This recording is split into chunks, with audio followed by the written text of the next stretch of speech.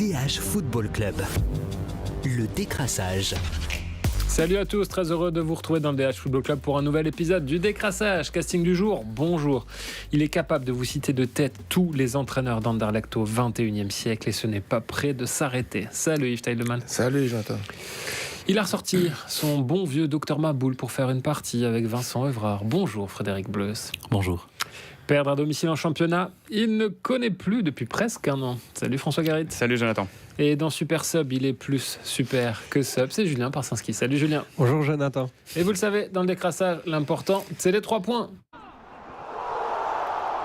L'important, c'est les 3 points. Yves, 3 points, mais 3 départs depuis le week-end avec Anderlecht. Tour à tour, Lucas Biglia, Édouard Steele et Olivier Renard. Yves, où va s'arrêter la révolution à Anderlecht ? Impossible à y répondre aujourd'hui, mais en tout cas, Anderlecht est tombé vraiment très très bas. Je crois que depuis que je suis le club, j'ai déjà connu beaucoup de crises, mais une crise pareille, je sais pas, je n'ai pas de souvenir d'avoir vu Anderlecht tomber si bas que cela. L'avantage, monsieur, c'est qu'on ne parle pas de ce non-match à Genk, vu que c'était quand même une cata. Fred, surpris par le départ de Renard, c'est la grosse actu en ce lundi matin, parce que juste petite précision pour ceux qui nous écoutent, à l'heure actuelle il est 10h26. Donc, Oui, assez tout de même un peu surpris, même si on savait que sa position était forcément fragile, vu les résultats, vu que le dernier fusible qui restait c'était le coach et il avait été viré. Mais surpris parce que je crois savoir qu'il y a un conseil d'administration mais qui est prévu en fin de semaine, si c'est bien ça. C'est bien ça, c'est vendredi. Et donc la décision est prise avant. Donc en fait on a un peu l'impression pour le moment à Anderlecht c'est du football panique. On ne sait plus trop ce qu'on doit faire, ce qu'il faut faire. Et donc voilà, on fait sauter, on coupe des têtes en se demandant qui on va mettre à la place. Je peux même vous annoncer que la décision a été prise déjà samedi. Ah oui. Donc ça, je viens de l'apprendre. Donc Anderlecht la direction n'a même pas attendu le match à Genk pour décider que Renard serait viré. François, qu'est-ce que ça t'inspire, ce départ de Renard ? Le départ de Renard, le départ de Biglia aussi, qui c'est quand même un signal fort qu'un garçon comme ça de la maison décide par lui-même de quitter, même si on sait qu'il y avait aussi des circonstances atténuantes avec le fait qu'il faisait pas mal de trajets. Mais c'est d'abord un choix personnel, Yves, parce que sa famille et notamment ses enfants qui jouent au foot sont encore à Milan. Ouais, c'est ce qui a été communiqué ainsi, mais moi, personnellement, je me dis, si tout avait été comme il se l'imaginait, je ne crois pas qu'il serait parti. Je crois que c'était le meilleur club possible pour lui, pour lancer sa carrière d'entraîneur. Maintenant, est-ce qu'il a été vexé par le fait que Steele ait été nommé intérim, aucune idée. Mais en tout cas, c'est quand même une perte importante pour le club. Il faut aussi préciser que dans la construction de ces semaines, il était souvent en Italie pour passer ses diplômes d'entraîneur, notamment début de semaine passée, il n'était pas là à Anderlecht. Donc c'est peut-être aussi pour ça que du côté de la direction, on s'est dit, si on a quelqu'un qui multiplie les allers-retours dans la botte, le mettre sur le banc, ne serait-ce qu'un intérimaire, c'est compliqué. Ouais, mais je crois quand même que la petite phrase où il dit que il a voulu se montrer courtois envers Besnikaze est quand même très importante aussi. Bien sûr. François. Pour revenir à Olivier Renard, je pense qu'il avait dit dans sa toute première interview que ce n'était pas Harry Potter et qu'il ne pouvait pas faire venir des joueurs à 1 million et les revendre à 10 ou 15, mais quand on voit quand même l'argent qui a été dépensé, pour le premier mercato, il y avait 7 millions pour Hey, Huerta et Attenbourg. Pour ces 3 joueurs, on ne peut pas dire que c'est vraiment des joueurs qui ont apporté quelque chose à Anderlecht. Ici, je pense que si je dis pas de bêtises, Bertacchini c'est autour de 5 millions, Camara 4,5 millions. Moi vraiment ce qui me frappe le plus ces derniers mois à Anderlecht, c'est la non-progression des joueurs en fait. Il a bien vendu aussi. Simic, Al-Attiyad, mais bon, voilà, la même histoire, c'est pas lui qui les a fait venir non plus. C'est vrai aussi. Mais surtout ces joueurs, j'ai l'impression, n'ont pas progressé. Alors que voilà, on est chacun dans son travail. L'objectif, c'est quand même d'essayer de progresser au fil des semaines. Et à Anderlecht, j'ai l'impression que ces joueurs, en fait, c'est le contraire. Donc, il y a les joueurs qui sont certainement qui doivent être mis en cause. Peut-être que eux ne font pas tout pour progresser, mais alors aussi voilà l'encadrement sportif. Est-ce que le staff fait aussi bien son travail pour que ces joueurs progressent d'un point de vue technique, d'un point de vue tactique, d'un point de vue mental? Et j'ai l'impression qu'à Anderlecht c'est pas le cas. Yves. Ouais. je prends l'exemple de Sikan, l'Ukrainien. Hier, j'avais vraiment pitié de lui. À Genk, il recevait des mauvais ballons, comme je l'ai écrit. Mais vraiment, il n'apporte rien du tout. Alors, est-ce que ce gars n'est pas fit? En tout cas, 4 millions d'euros. Ainsi. Voilà, 4 millions d'euros. Quand on voit ses stats à Trabzonspor, c'est bien ça. Hein, à la fin, je commence à... Ouais. Il était réserviste, quoi. Ok, il y avait Onuachu devant lui, mais quand même, quand tu joues dans le championnat turc, tu dois quand même avoir marqué tes buts pour valoir 4 millions d'euros. Donc apparemment c'était la piste numéro 1 de Renard. Là, on peut quand même se poser des questions et je crois surtout que lui-même doit être soulagé parce que le poids qui reposait sur ses épaules était devenu intenable. Il ne devra pas aller s'expliquer devant le fan council qui était prévu ce lundi soir parce que là je crois que il se serait vraiment fait descendre par les supporters qui n'en peuvent plus. Hein. Eux non plus n'ont jamais vu Anderlecht tomber si bas. Donc, Moi, si j'étais supporter d'Anderlecht, je serais vraiment frustré. Alors, je suis l'Union de près, mais je serais frustré de voir qu'un club comme l'Union Saint-Gilloise peut acheter un joueur comme Guilherme pour quelques centaines de milliers d'euros. Un joueur comme Promise David aussi, acheter aussi voilà, vraiment des miettes de pain. Il faut suivre Kaliou en Estonie. Et voilà, il faut suivre Kaliou, où il faut avoir un système de recrutement qui est efficace et pas se dire simplement à Saint-Tron, il y a un attaquant qui performe pas mal, on va mettre 5 millions sur la table et on va essayer qu'il performe autant chez nous. J'ai l'impression qu'il n'y a pas vraiment une réflexion très, très poussée. Voilà, l'Union, 6 mois avant un transfert, ils ont déjà une liste avec plusieurs joueurs. Est-ce que Anderlecht a quelque chose comme ça ou est-ce que, comme Fred le dit, on est dans un football panique sur le terrain, mais aussi en coulisses où il nous faut un attaquant. Bertaccini met beaucoup de buts, on va acheter Bertaccini pour 5 millions. Ouais, Yves, et cette instabilité aussi au niveau de l'équipe dirigeante a un impact finalement dans le noyau, parce que ce soit dans le staff ou au niveau des joueurs, on ne sait plus vers qui se retourner. Absolument, et enfin notre collègue a donné un exemple dans le journal aujourd'hui. Il dit que suite aux déclarations de Kosemans et Bertaccini après le match au Standard, où il se plaignait du manque de qualité dans l'effectif, Bertaccini, je crois qu'il avait dit même Guardiola ne pourrait pas résoudre le problème. Apparemment, Renard a très mal pris cela et les a tapés sur les doigts pour ces déclarations-là. Donc forcément, quand ça ne va pas au niveau directionnel, bien, ça se ressent dans l'équipe. Ça bouge aussi au niveau des bancs, du banc, messieurs. Edouard Seal qui du coup n'a fait que passer à Watford. C'est bizarre. C'est incroyable. Qui l'eût cru? Non, mais plus sérieusement, ça faudrait aussi à un moment se poser la question. Edouard Steele, il a fait quoi dans sa carrière? Et on a l'impression qu'il a la carte et il a des chances pour se montrer. Là, il va aller à Watford. Alors, on a hâte de voir ce que ça va donner. Mais c'est vrai que d'un côté, Anderlecht perd quasiment tout son staff technique aussi en une semaine. Mais ouais, c'est des choix étonnants et incompréhensibles aussi. Messieurs, s'il n'en reste qu'un, c'est donc Jérémy Taravel, Yves, qui sera assisté par un certain Naïm Arabe, que François connaît bien, parce qu'il était à l'Union, et là, Yves, si je ne dis pas de bêtises, il était T2 des Futurs. Anderlecht, il était T2 des Futurs. Il était T1 des U23 à l'Union la saison dernière. Ouais, j'entends que Djoum, Arnaud Djoum, rejoindrait aussi le staff. Ils sont arrivés tous les deux de l'Union à Anderlecht cet été, et c'était vraiment à l'Union, c'était vraiment deux départs qui ont fait mal parce que aussi bien Naïm Arabe qu'Arnaud Djoum ont vraiment beaucoup apporté à cette école des jeunes à l'Union. Yves, c'est transitoire parce que forcément là on parle beaucoup de Renard, mais on attend aussi un entraîneur. On parle de Simonis qui là aussi est un profil, on va dire assez atypique. Ouais. C'est un Néerlandais qui a fait une saison de rêve à Go Ahead Eagles, l'ancien club de Lansana, entre parenthèses. Lansana qui trouve que Simonis est un excellent entraîneur, mais qui a échoué à Wolfsburg. Il a gagné la coupe l'année dernière en finale contre l'AZ de Maarten Martens, après les tirs au but. Maintenant, il a été à Wolfsburg qui était le club de Sébastien Bornau. Papa Bornau connaît peut-être le coach qui ne l'a coaché que pendant un mois, parce que Bornau est parti à Leeds. Voilà. Et puis il n'est pas resté très longtemps. Au mois de novembre, il était dehors. C'était, je pense, après 10 journées, 8 points, mais depuis, il y a eu 11 autres journées, ils en ont pris que 11. Et c'est justement un élément intéressant, parce que ce serait intéressant de savoir qui du coup, Mène a les choisi négociations. le nouveau, le nouvel entraîneur. Ouais, il Est-ce que est c'est pas encore encore là, hein, mais même dans l'absolu, Ouais. qui va les mener maintenant et qui les a menés avant? Est-ce que c'est Olivier Renard qui était déjà ou encore à la baguette? Est-ce que c'était quelqu'un d'autre au sein de la direction? Est-ce que c'était Michael Verschuren? Et c'est là aussi où je dis c'est très nébuleux, et c'est pour ça que j'emploie le terme football panique. On a l'impression que il y a beaucoup de monde, mais personne ne sait trop ce qu'il doit faire. Et donc, c'est assez brouillon. Et ça a toujours un impact sur les joueurs. Les joueurs...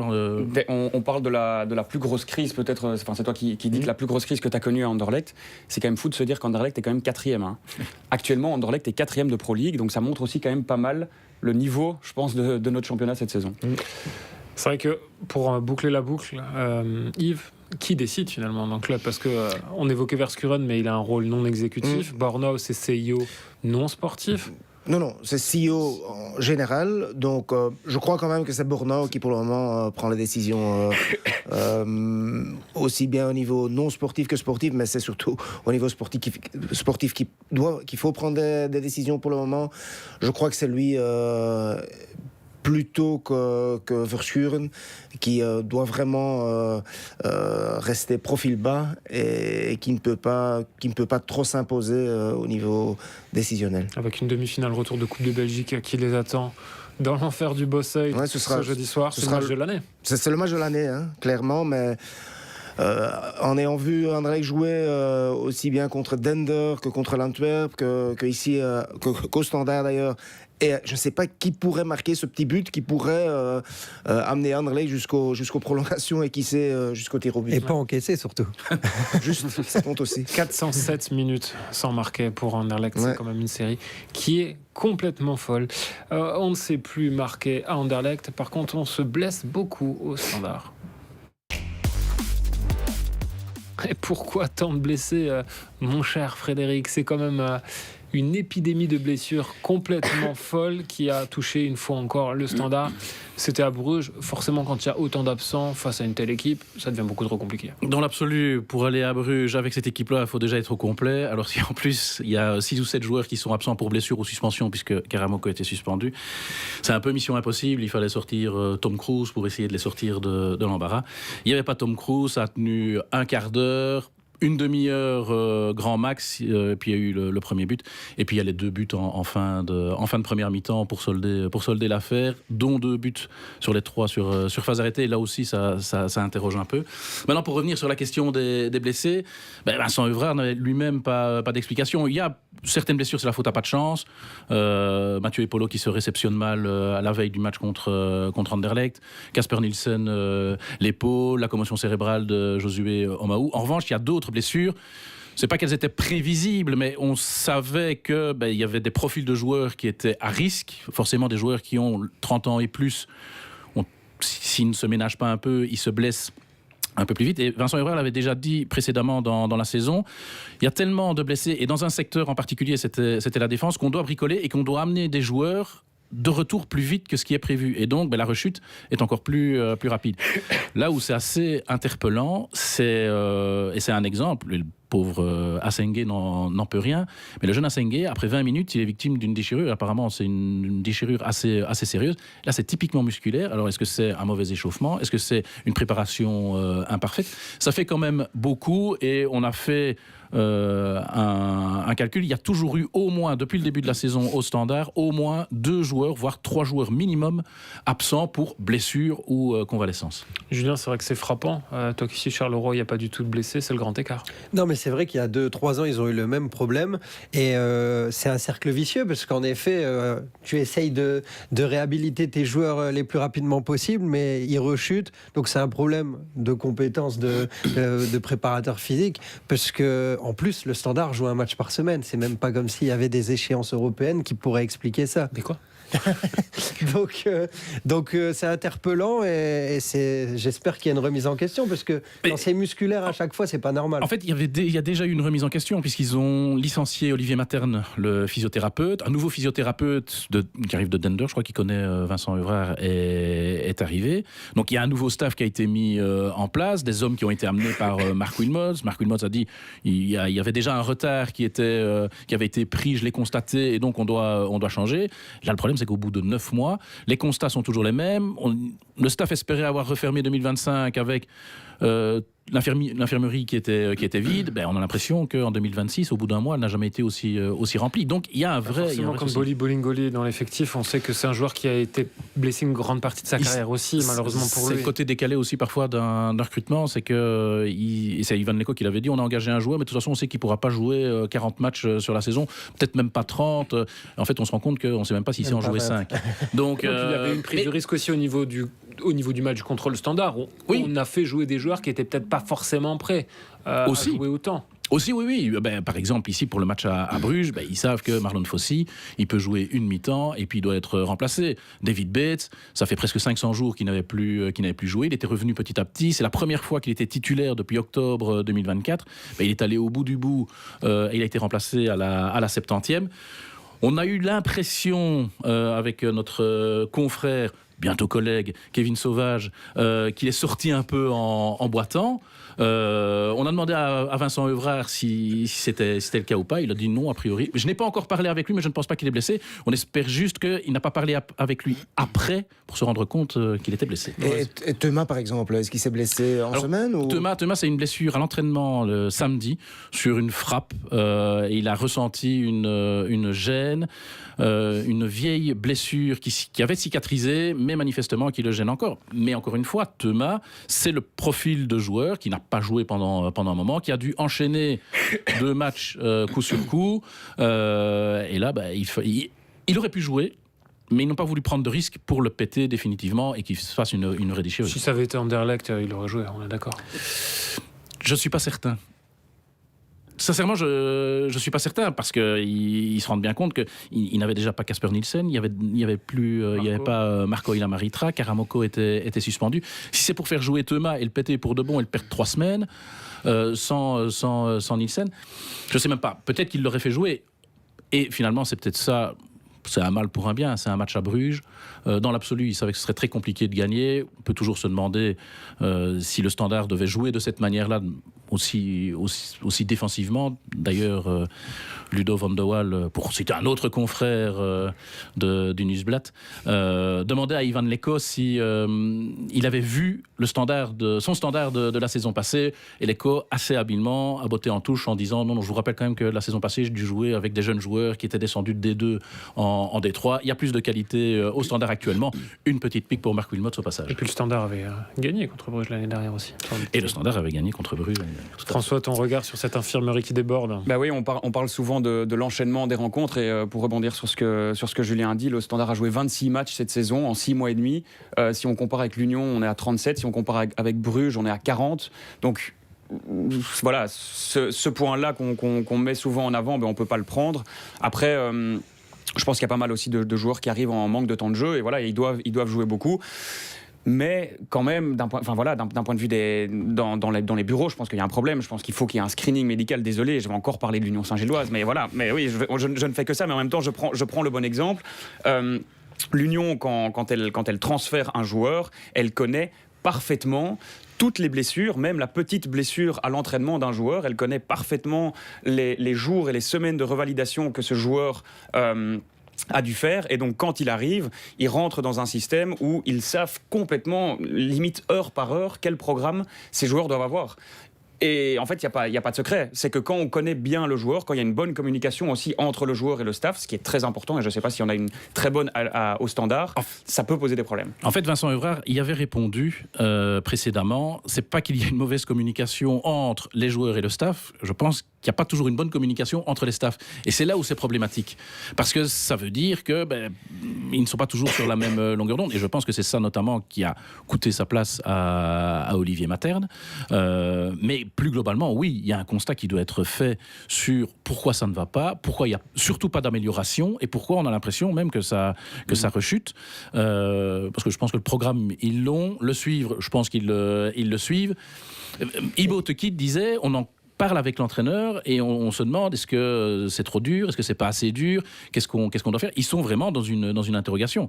Et Ibo Toki disait tu arrives au repas à midi, tu t'es entraîné 1 heure avant et puis tu tournes la tête à gauche, tu vois un mec avec un bandage qui n'en avait pas 1 heure avant, tu tournes la tête à droite, tu as un gars avec un bandage qui n'en avait pas 2 heures avant. Tu as l'impression d'être à l'hôpital. Il y a aussi d'outils aussi scientifiques pour mesurer la fatigue, etc. des joueurs. J'arrive pas à comprendre que dans un club comme le Standard, qui a perdu quand même un peu de son standing, on en revient quand même quasiment à de l'amateurisme.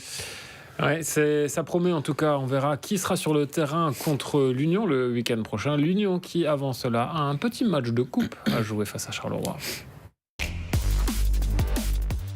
Il n'en restera qu'un, messieurs, entre Julien Parsinski et François Guéret, qui ira au Ezel pour la finale de Coupe de Belgique prévue mi-mai, me semble-t-il, si mes souvenirs sont bons. Julien, on commence par toi. C'est la première belle erreur d'Hans Cornelis avec son turnover qui a été un flop. Alors François va sûrement nous dire qu'à l'Union, quand ils font un turnover, ça marche. Non, ça n'a pas fonctionné en première mi-temps qu'on l'a ouvert, mais ils ont des bons remplaçants pour faire la différence en deuxième. Mais c'est vrai qu'à Charleroi, ça a été la première erreur d'Hans Cornelis, qui disait en conférence de presse d'après-match que c'était plus facile à dire après la rencontre, en effet. Mais il avait annoncé, je ne veux pas faire 7 changements, mais il en a fait 5. Ouais, donc il a tenu parole, mais on pensait quand même que ça serait beaucoup moins de changements dans son 11 de base que ça. Ce qui est frustrant, c'est qu'au final, ces 3 points contre le Cercle, ils étaient facilement prenables et que ça aurait fait du bien dans la lutte pour le top 6. Ouais, et puis c'est Alex Tecla qui s'interrogeait justement dans sa chronique, c'est finalement de se dire est-ce que c'est pas plus facile d'accrocher le top 6 que la finale de Coupe de Belgique ? Et on ne peut que lui donner raison, parce que c'est vrai que ça n'avance pas la lutte pour le top 6. Là, c'est vrai que ça, même en se privant de Titraoui et de Guiagon et de Van de Kerkhoff pendant 45 minutes, ça aurait pu quand même déboucher sur 3 points, parce qu'on a senti qu'il pouvait y avoir une remontada. Mais voilà, Charleroi a joué avec son bonheur, et il y en a pas mal qui se sont grillés, en tout cas samedi, aux yeux du coach. François ?